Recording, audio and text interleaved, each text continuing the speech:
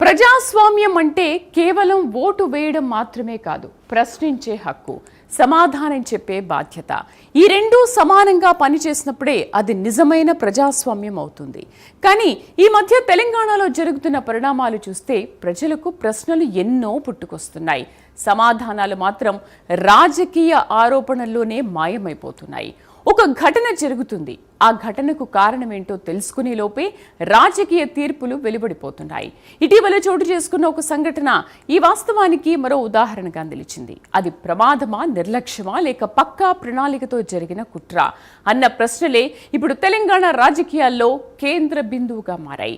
అధికారుల ప్రకటనలు ఓవైపు, రాజకీయ పార్టీల ఆరోపణలు మరోవైపు. నిజం కోసం ఎదురు చూడాల్సిన ప్రజలు మాత్రం సందేహాల మధ్య చిక్కుకుపోయారు. ప్రజాస్వామ్యంలో సంస్థలపై నమ్మకం చాలా ముఖ్యం. కానీ అదే నమ్మకం దెబ్బతింటే దాని ప్రభావం ఎన్నికలపై మాత్రమే కాదు, న్యాయ వ్యవస్థపై, పరిపాలనపై, చివరికి ప్రజల మనోభావాలపైన పడుతుంది. ఈ నేపథ్యంలోనే ఇప్పుడు ఒక ప్రశ్న బలంగా వినిపిస్తోంది. ఇది నిజంగా యాదృచ్ఛిక ఘటన లేక రాజకీయ ప్రయోజనాల కోసం సృష్టించిన వివాదమా? నిజం బయటపడేలోపే ఆరోపణలే ప్రజాభిప్రాయంగా మారిపోతున్నాయా అనే ప్రశ్నలే ప్రస్తుతం తెలంగాణ రాజకీయాల్లో కొనసాగుతున్న చర్చ.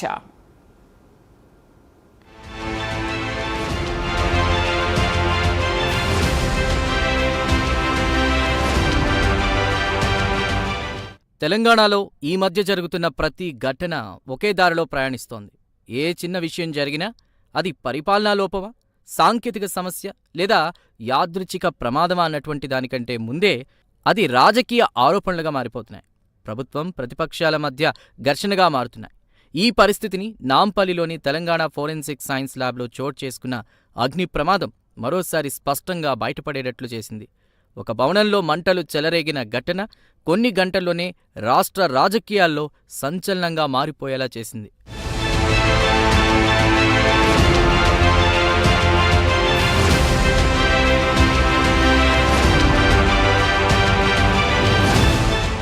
ఈ నెల 7వ తారీఖున ఉదయం 10 గంటల ప్రాంతంలో నాంపల్లి ఫోరెన్సిక్ ల్యాబ్ మొదటి అంతస్తులో పొగలు కనిపించాయి.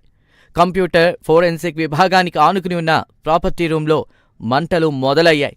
సిబ్బంది వెంటనే అప్రమత్తమయ్యారు. అగ్నిమాపక సిబ్బంది ఘటనాస్థలికి చేరుకుంది. ఇక గంటల తరబడి శ్రమించి మంటలను అదుపులోకి తీసుకొచ్చారు. ఈ ప్రమాదంలో ఎవరికీ ప్రాణహాని జరగలేదు. కానీ మంటలతో అనుమానం మాత్రం ఎగిసిపడింది. ఫోరెన్సిక్ ల్యాబ్ అంటే కేవలం ఒక ప్రభుత్వ కార్యాలయం కాదు, అది నేరాల దర్యాప్తులో కీలకమైన ఆధారాలను విశ్లేషించే కేంద్రం. DNA, finger prints, digital data, hard డిస్క్లు, వాయిస్ శాంపిల్స్ ఇవన్నీ న్యాయ ప్రక్రియకు మూల స్తంభాలు. అలాంటి చోట అగ్ని ప్రమాదం జరగడం సహజంగానే ప్రజల్లో ఆందోళన కలిగించింది. కానీ ఆ ఆందోళన క్షణాల్లోనే రాజకీయ రంగు పులుముకుంది.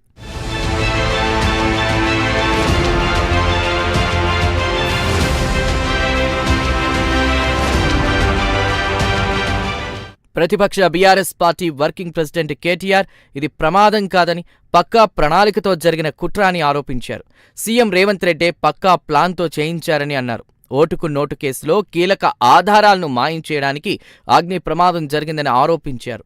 ప్రజలందరి దృష్టి మున్సిపల్ ఎన్నికలపై ఉందని, అందుకే ఫోరెన్సిక్ ల్యాబ్ను తగలపెట్టే కుట్ర జరిగిందని ఆరోపించారు. ఇందులో ఢిల్లీ పెద్దల హస్తం కూడా ఉందని అనుమానం సైతం వ్యక్తం చేశారు కేటీఆర్. ఘటనపై సిట్టింగ్ జడ్జితో విచారణ జరిపించాలని కూడా డిమాండ్ చేశారు.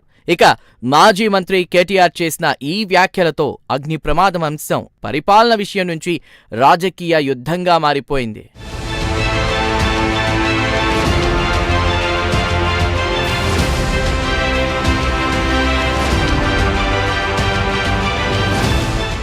మరోవైపు కేటీఆర్ వ్యాఖ్యలకు కాంగ్రెస్ సైతం గట్టి కౌంటరే ఇస్తోంది.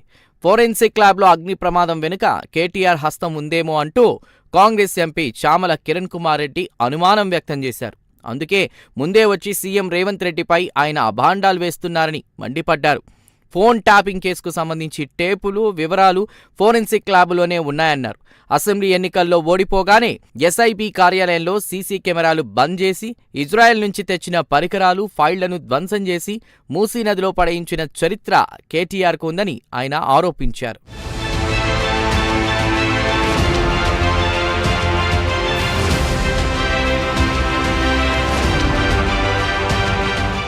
మరోవైపు ఇదే సమయంలో అధికారులు మాత్రం మరో మాట చెప్తున్నారు.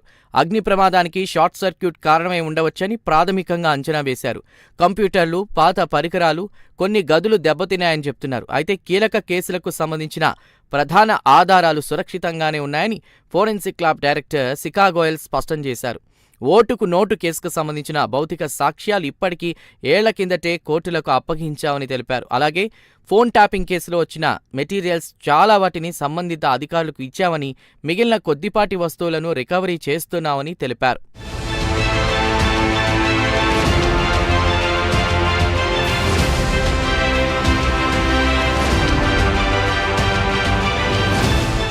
అయితే ఇక్కడున్న అసలు ప్రశ్న నిజంగా ఏం కాలిపోయింది, ఏం మిగిలింది అన్నదానికంటే ప్రజలు నమ్మేది ఏది అనేదే కీలకంగా మారింది. సోషల్ మీడియా, రాజకీయ ప్రకటనలు, ఆరోపణలు, కౌంటర్లు ఇవన్నీ కలిసి ఒక సందేహ వాతావరణాన్ని సృష్టించాయి.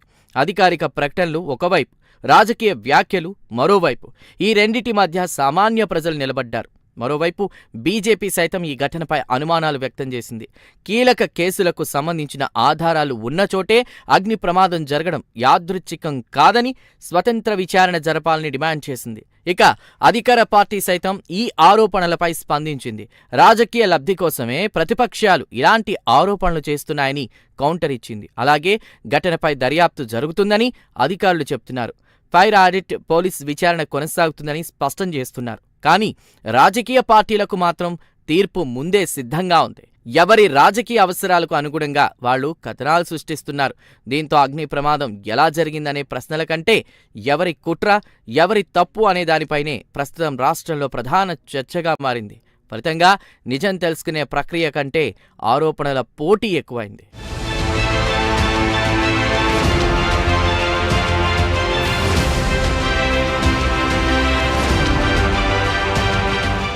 మొత్తానికి ఫోరెన్సిక్ ల్యాబ్లో మంటలు చల్లారినప్పటికీ రాజకీయ మంటలు మాత్రం ఇంకా చల్లారలేదు.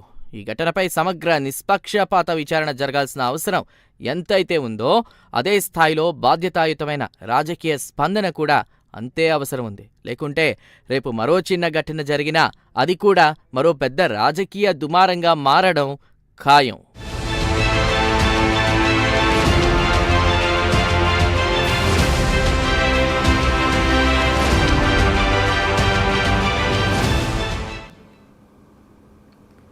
ఇది వాళ్ళ స్పెషల్ స్టోరీ. రేపటి స్పెషల్ స్టోరీలో మళ్ళీ కలుద్దాం.